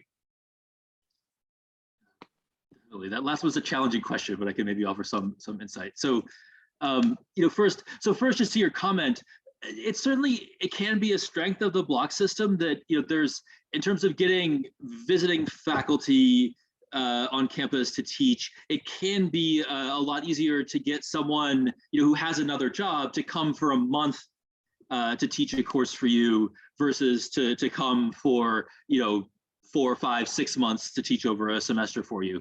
So that certainly can be a strength of the block, and it's something that we've been able to leverage. For example, there's some areas where we know we're not likely to be able to support like a full-time faculty member in that area, but we've got some student interest, or where maybe we're better served by having a broad set of people. So for example, we do have a couple of people who focus on the fine arts at Quest, but rather than have a single fine arts person, say who specializes in painting, we have a program where 2-3 times a semester we bring in a different artist to teach a block at Quest with an artist in residence program. And so they do a block of teaching, they have a block where they can work on their own practice and do a show, and that's something that the block program, that kind of thing, the block program has facilitated well. We've done a similar thing in the past with journalists, for example, right? Had someone to come and teach a journalism course for a block because we can't support a full-on journalism program or something like that, but we can give our students who are interested in that a little bit of education by bringing a specialist in. Having no academic departments, I think there are challenges and opportunities from that, as from most things. So in terms of challenges, first, we have these broad curricular areas, right? Arts and humanities, social sciences. So one challenge has been making sure that those don't just turn into broader departments where the faculty in those areas see themselves as only in those areas and don't converse outside of it. One thing we did to facilitate that actually was several years ago, we mostly removed those in terms of internal faculty administrative structure.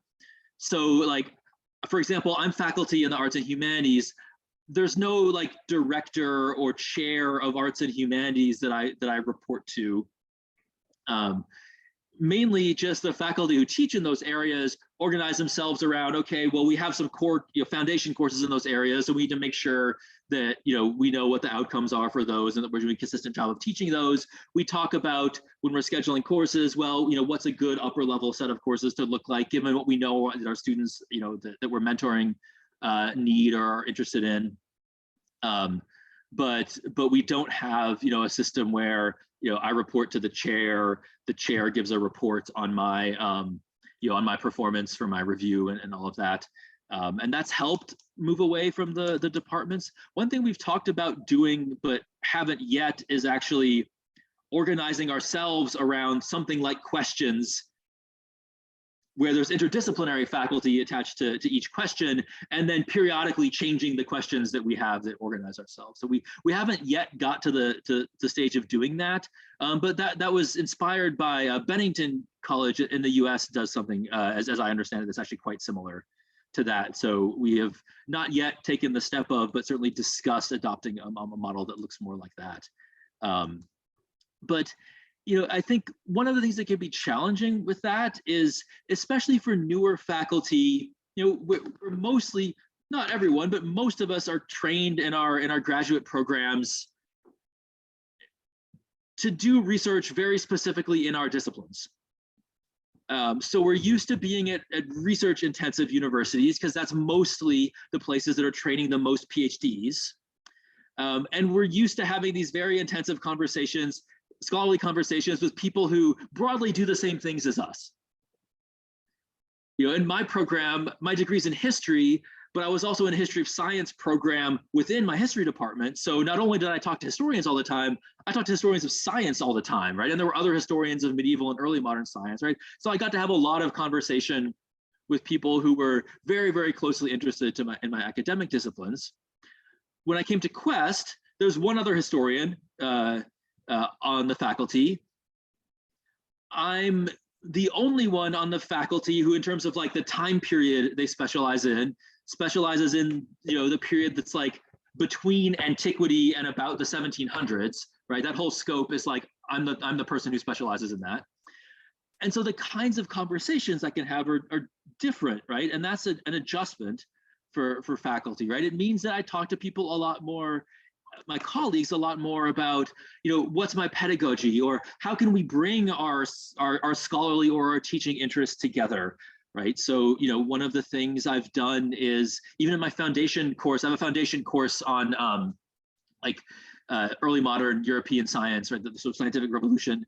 And one of the things I do is, because we read about scholarship on the history of alchemy, is I work with one of the chemists on the faculty to have my students do some lab work, where they do, as best as we can, some stuff where they're recreating these early modern alchemical procedures, but also they're with a chemist to talk about how this connects to modern chemistry. And that's the kind of sort of conversation development that not having departments really facilitates, but it's something that also, in some ways faculty need to develop their own level of comfort with having that, right? Rather than sort of staying restricted in their own disciplinary silos, right? And that can be a challenge, especially to people just coming in, or who've come in from a very different university situation. So if you were to start the Quest today, would you propose to have the departmental structure or not?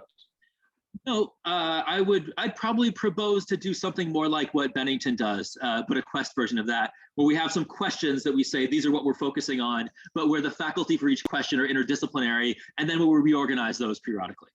Okay, thank you. Right, to sort of have that as a structure for facilitating our academic conversations, rather than, we're all historians here. Yeah. But, and then you also asked about the financial challenges. So there's a lot I can get into, but one big thing, and I think this is an easy sort of, because of the way that universities get off the ground, I think this is an easy trap to fall into. One thing we definitely did was we overbuilt. That is, we built a structure that was, we built a set of buildings that are beautiful, absolutely beautiful. You've been on our campus, Arjun. You can probably attest to the fact that it's a beautiful campus, but we both had, especially initially, just more space than we needed, than we would actually be able to fill, and that was more expensive than the revenue we would generate, especially at the beginning, right? You're not going to reach your full capacity, your full theoretical capacity of students in your first couple of years. You're going to start small. And we frankly had we had a campus that our revenue just couldn't support. And then the challenges is that brought, for us, to some extent, snowballed, right? Because we were always trying to catch up, like get our revenue to catch up to our expenses. And so many of our expenses were just fixed cost relating to the buildings. I think we would have been much better off, with one nice permanent building and then temporary prefabs for as much else, right? And that's, but it's easy, when you're looking, whether it's a state institution or private foundations that are donating money, it's so attracted to have something tangible to them, right? Or private individuals, it's so attracted to something tangible, right? The building is something they can look at and say, oh, I gave money and now there's this building and maybe it has my name on it. Or, I know I was a part of the government that funded this. That's attractive to the funders, but it's not always serving the university well at the early stage, right? So that's one big thing. Start small in terms of facilities. And then when you've got when you've got the economic model working for that, then you're going to work on fundraising to expand. So need-based infrastructure building, right? Yeah, and need-based that's very, very focused on like, what are our actual bare minimum facilities needs to start out with? Well, thank you. Thanks for that. Neil Kamalji had a question earlier. Yeah, thanks, James. I was wondering, since from your experience, sorry, am I audible? We want to look at your face. Oh no, I'm actually not I'm in the dark right now. I'm outside. Oh, okay. Sorry. Yeah. So I'm wondering, James, from your experience, if the teaching is the focus at the undergraduate level, which seems very right. But if one wishes to start or have the graduate programs as well, where research would be also given emphasis. Now, does this sound like a contradictory idea, or is it still feasible in your opinion to have both? No. Yeah. I think it's still feasible. I think one thing that, if you want to add on that research component, and something we even do with our undergraduate level, is to focus when you're hiring on faculty who can clearly articulate either how they can engage students in their own research, right? Incorporate students into their own research, or in some fields where, in my field, a lot of research is just more individual oriented than that. Although I have collaborated even with students, is to how one can get develop students on their own to engage in the type of research practice one does, right? So that I think that you can absolutely harmonize the research and the teaching, but you have to specifically be looking for faculty who understand that their research should be like dovetailed with their pedagogy, with their teaching practice, rather than a sort of totally separate track, and structure your hiring process to try to actually find people that can articulate that, right? And that does mean practically that maybe some types of research just aren't going to be well suited, at least at the initial, for your university, right? Because they're very research intensive. If you need a lot of funding and a big research group to do the kind of research you do, that may just not be well suited to starting a liberal arts university at the beginning, right? It might be something, things that could be done on a smaller scale might be more practical. So those are the kinds of things I would be thinking about. But once you, at least for many types of graduate programs, if you're going to have them, research and developing research skills is a core part of those. So you need to have those in your faculty as well. But I would think about having the research in a way that it can connect to the teaching, rather than being, a separate thing. And I think you want to avoid, again, if you're a teaching focused institution, you really want to avoid faculty who conceive of their research as sort of their real job, and the teaching is just something they do because they have to so they can do the real stuff. Thanks. There's a question from Peter. Is there a possibility of a hybrid model that combines block teaching with traditional scheduling? My normal advice when people ask that is that it's likely to be a serious challenge for everyone involved. So what is possible is a hybrid model where, during the fall and spring, we have like semesters, but then we have shorter, intensive, like block-like summer classes, right? Where there's just separate parts of the year. That's certainly possible. And some universities, where they have, like, say in their universities, for example, like an intermediate, like a winter term between their fall and their spring that's short, or where their summer classes are normally like shorter, more intensive. So universities do things like that. What I think is very challenging in terms of both the faculty and the student experience is to try to have people either taking a course on the block while they're also taking semester courses, or teaching a course on the block while they're also teaching a semester course. I think when you start doing that, you start to lose a big chunk of the benefits of a block program, but keep a big chunk of the drawbacks. So that would be something I'd be very hesitant to recommend. But having them at different times of year certainly is very possible and doable. Thanks for that. Are we out of questions? Any last? Welcome, Ved sir.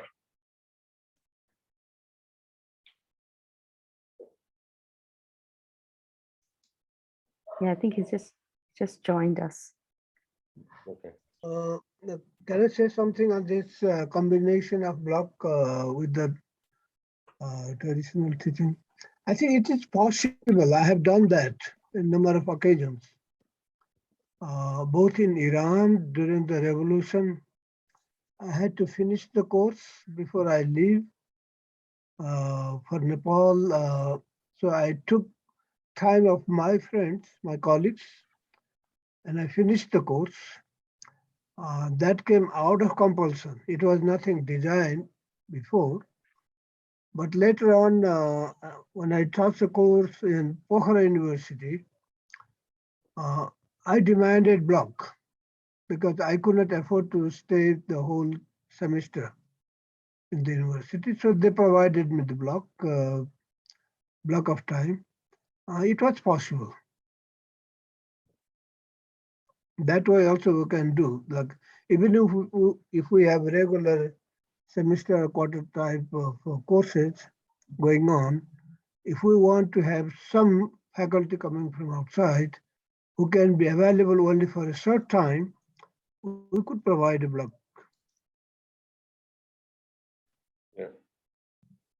Yeah, I think it certainly could be possible. I'd be hesitant to have a whole model based around that without really thinking through what's our faculty and student experience going to be like if some of the time they're asked to do this very intensive, time demanding course while they're also trying to manage over the top of that some ongoing set of courses.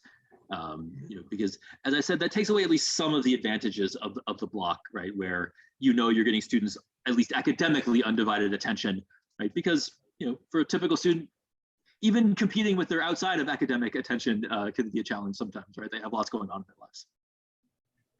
No, we have some experience with regards to the medical education, where when we teach what we call basic science, instead of teaching them in terms of the discipline-oriented manner, like anatomy or physiology and all this, which will need several faculty to run the program at the same time. So it was not designed primarily to address the shortage of faculty, but the emerging concept was we need to integrate how a particular body system works, and therefore they devised the curriculum based on the organ system. So they will call, respiratory system or circulatory system, digestive system, and so on and so forth. So each block would last, depending upon how complicated it is, from 4 to 6 weeks. And we used to mobilize a lot of faculty, or primarily the, recently graduated PhD scientists who in that time came from the Harvard Medical School. So, and that worked very well, actually, both for the visiting faculty as well as for the students to get the quality teaching from the really qualified person, because I'm talking about a time when we didn't have an adequate number of basic science faculty for the whole nation. So that experience we had was a valuable one. So I think this is one of the options we need to keep in mind. I think what James was saying earlier, and my experience has been slightly different. If the block is the only thing that the student's doing, then it works fine. I've at the university where I teach, I've had situations where while I'm teaching a 16-week semester course, the students in our class are also doing a block class from a professor from India, because they can only come for like 15 days and we don't have a professor for that. So what happened was, for those 2 weeks, I could not get the students to do any work. They did not show up to class reading. So it kind of disturbed my class. So that's, I think, what James was talking about. If the block class is the only thing they're doing, then definitely it's a fantastic thing, I think. Yeah, exactly. I mean, that at some point you start to pile on, for the faculty, for the students, or both, just more than they can realistically handle at the same time, and then something has to give, right? Even on a normal semester system where you're doing 4 or 5 classes at once, when I taught on a semester system, I had to be cognizant of, well, I know I've got multiple students who are in the big calculus class, and they're going to have exams at these times, and when they have those calculus exams, they're going to be very focused on that. I don't want to have them doing major projects for my class that are due at the same time, right? The block has its own challenges for managing students' time, but at least you're not thinking about how you're competing. At least if they're only doing the one block, you're not thinking about how you're competing with another set of classes that they're doing. I think if it is more of a lecture-oriented classes, this block system would be very difficult because it demands a lot of attention from the students. But if it is let's say experiential based, it's possible. You can take the whole day with the same course. And this I have done even with the Institute of Medicine here in Kathmandu. So this is possible, but it depends upon if how you give your course. If it is experiential, it's certainly possible. Yeah, exactly. And I think our faculty who are in areas where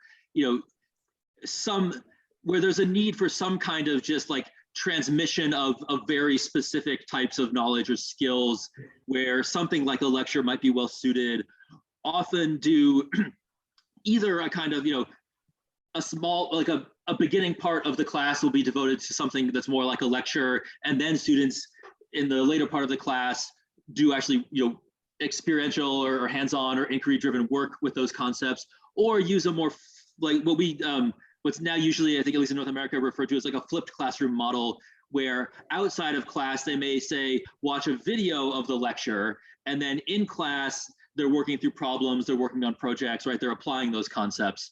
And so that kind of model can work very well on a block, where I agree you can't, it's really not, most faculty are not going to have the stamina to give a 3-hour lecture, and most students are not going to have the attention span for a 3-hour lecture, right? So that's not going to work well as a model, and that's something that we're aware of, So that is. Thank you very much. James, as you know, that they have in US, faculties have the utmost, I would say utmost academic freedom in terms of how they design the course and present the course. Also how they do the evaluation or assessment of the students. they have almost the total control of that. Is it the same in your case, or you mentioned that the assessment process is outcome based, but it is also a continuous process throughout the term. It's not only based on the one capstone project, but there must be evaluation going on all the time at each class or in the process. In terms of the academic freedom, how much freedom your faculties have? Do they, are they allowed to design their own course, grade, work out their evaluation process, and at the end just submit the grade to the registrar's office? Yeah, so they absolutely are. So at the foundation level, our courses are at least a little bit more codified in the sense that they're more like collective products of the faculty in those areas, right? So there needs to be at least some core agreement about, not necessarily, many of them are more like there's required learning outcomes that all the courses share, and there's some required types of assessments because we think those are really crucial for developing the skills that we want students to have in the outcomes. But then faculty have leeway to fill in around that, right? But those are really collective products of the faculty in those areas. The core courses are also very much those have relatively set syllabi, again, that are group projects from the faculty who collaborate on them. For our upper level courses, yeah, faculty do have academic freedom to design things as they see fit. What our curriculum committee is doing is ensuring that they're articulating a set of learning outcomes that fit both with our broad university, our degree level outcomes, right, that facilitate those, and that fit within the other courses in that area, right, where they can articulate something like that. And then that whatever they're saying they're doing for their assessments, that they can clearly connect, here's how these assessments are allowing students to show that they've achieved these outcomes, and here's how these assessments and the in-class things I'm planning on doing are actually developing these outcomes in students, right? And so but we don't try to, beyond that, we don't try to police exactly how faculty assess students or what they do in the classroom, just so long as they can articulate how what they're doing is connected to what they say they're doing, right, with the learning outcomes. The biggest challenge with that for us has not been in accreditation, where our accrediting body, our provincial accrediting body, is again happy to see, okay, you have a process in place for ensuring that these outcomes are legitimate degree level outcomes, and then for ensuring that the courses are meeting them. Our accrediting body's been very happy with that. Sometimes it's a challenge with transfer credits, where BC has, the province of British Columbia has very admirably done a lot of work to ensuring that in the big provincial universities, there's a lot of portability of credits, so that a student can transfer from one university to another, or from a college to university, and keep most of their credits. But that does tend to push towards a kind of uniformization of the curriculum across the province.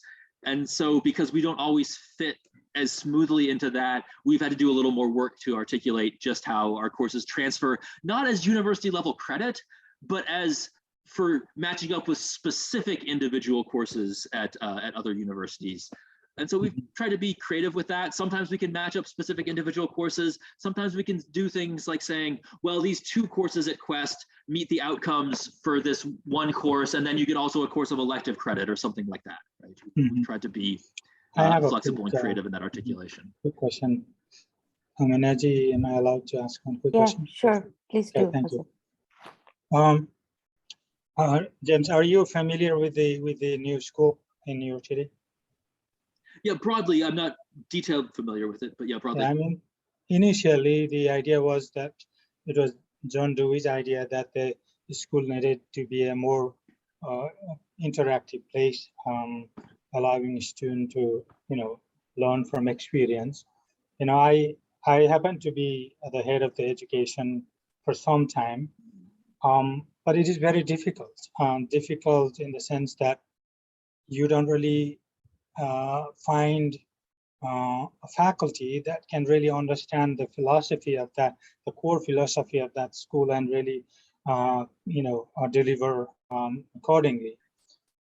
So that was that. And then, as a part of that, what the school did was to create a link between the college and the school system, whereas allowing the school, high school students to come to college for, maybe an hour or two every week to really learn about the college process, nothing really more than that. So do you also have that kind of a bridging program? Work with a local school system that really allows you to support them and improve them if necessary? We don't. We frankly just haven't had the resources to devote to that. It's something that we would ideally like to have, a bridging program that especially connected up with our cross-curricular programs, right? With the rhetoric and quantitative reasoning programs in a way to sort of help students develop those like broad-based academic skills that we know will be helpful for them, whether they come to Quest or anywhere else. Yeah. But we've just struggled to be able to devote the resources to it, and we don't want to do it if we don't think we can do it well. But I think those kind of bridging programs are, especially for students who are from families where their parents or other family members haven't attended university. I think those bridging programs have an enormous amount of value for helping students, as they say, right, bridge that gap between secondary and post-secondary. So I think those are a great idea. We unfortunately just haven't been able to implement one well. Well, if you want to have it, call me, okay? Yeah, I would love to. Thank I'm in Nepal. I'll have to get a permission from Dr. Arjun Karki or the board to come, visit you. But anyway, just as long as we are still in the preparatory phase, you are most welcome to go learn more, get the additional experience, and come back and enrich our education program in the University of Nepal. Fair enough, sir. We don't. We never talk on fear thing, Be assured. It's slightly past our scheduled time. It's 9 o'clock here. We haven't heard anything from Peter. Peter kind of wrote a question here. We want to hear from his, as they say, from the horse's mouth. Okay, Peter. I'm here. I'm listening. James, thank you so much. I think you brought up some really important points. I think you shared great insights from what I think is a truly different model of delivering an excellent undergraduate education. There's so many questions one could ask. Many of the questions that have been asked. All I can say really is lots of food for thought, excellent food for thought, and really appreciate it. Thank you. I second that. Any all echo that. Any last thoughts from anybody here before we wrap up? You have anything to say? Yes, but I'll be brief. I think maybe James's most potent advice for this group is to start small in terms of infrastructure, and not go for the big research university right off the bat, but focus on teaching and then build out from there. Yeah, we have well taken that. Beth sir, do you have any observation or comment?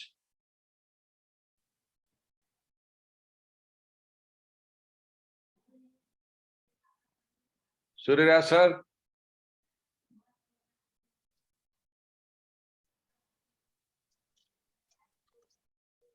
Surya sir? Seems everyone is busy. Yeah, looks like. Anyone else would like to? Well, I just want to say last word, Aminaji. Sure. I just wanted to.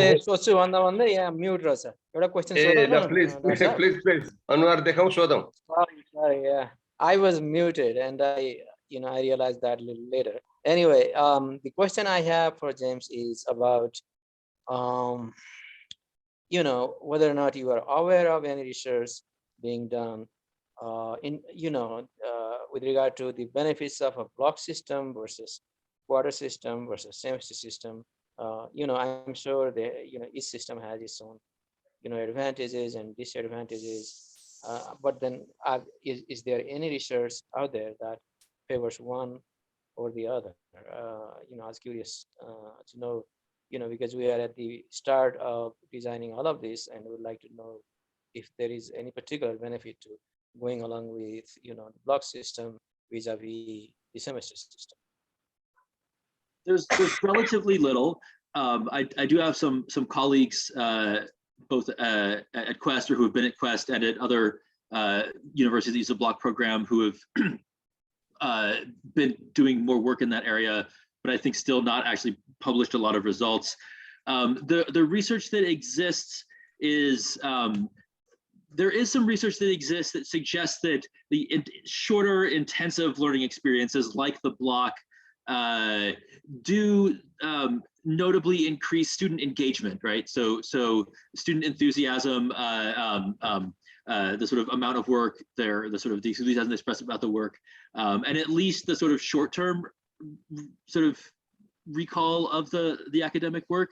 There isn't that I'm aware of much at all research on the sort of long-term effects of either block or semester models, in part because until quite recently, so few universities use the block system. It's only really in the past 10 or 15 years that it's been more than a very small handful of places in the US that use the block. So I think there is some research that suggests it has some benefits, but even with that, engagement is good, but it may not be the only thing we're aiming for in our education, right? So I think to some extent that's still an open question.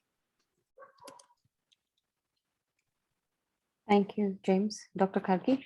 Yeah, I just would like to, for two things. First of all, I would like to thank you so much, James, and I think everybody would agree with that, for such a wonderful opportunity to learn new perspective. What I wanted to say is that I want you to be aware, we're still looking forward for the opportunity to welcome you in Nepal, and hopefully, be willing to contribute more in the future. We have a consultative meeting organized in November this year. So if your health situation allows, that might be one opportunity, because Peter is already committed to come. So we'll have we go beyond the virtual and meet for real, even though James and Peter have already met in Vancouver. So this will be a second meeting in Nepal. I don't know, maybe Rick is also thinking about this, if his schedule allows him to visit us for the consultative meeting. So you have the last word, Aminaji, as the moderator and the chair of the academic planning committee. Thank you. Sure, thank you. Thank you so much there for all the thought-provoking questions. That was really, really useful. Thank you, James, I've got like pages of notes, a lot of stuff to think about. I think Rick kind of summarized it in one of the key messages we take from you, that if in a country like Canada, you are working with small, I think for us, given all the constraints we have, I think that's the direction we should take. Some brilliant ideas in terms of what can be done in the classroom. It was really affirming to hear some of the things, because I realized I'm actually doing it in my classroom right now, like the one around question. I'm kind of organizing a whole semester around helping students just to even define a question, framing a question based on inquiry-based learning. So some of these tools, these are really, really useful. So even if we start small, I think it's about what can be done within within a classroom. I actually do have a lot of questions still, but I think these are questions not for you to answer, but for our team to answer. I think we need to have a discussion on some of these. So thank you so much. And probably we will have some more questions to ask you, some at a practical level, as we kind of go through the meat more and come to a better understanding of what we're trying to do here. Once again, thank you everyone for being here.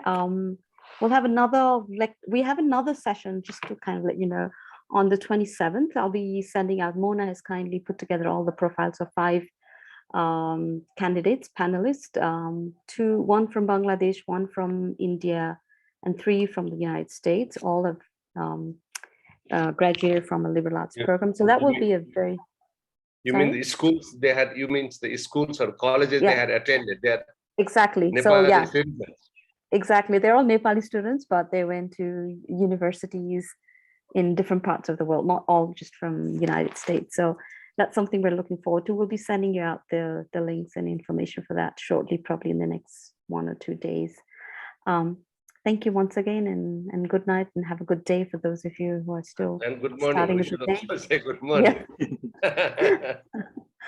Okay, Thank you, bye. everyone. Bye. Have a great Thank day, you. those in the Western Hemisphere. Have a great night in those in the Eastern Hemisphere.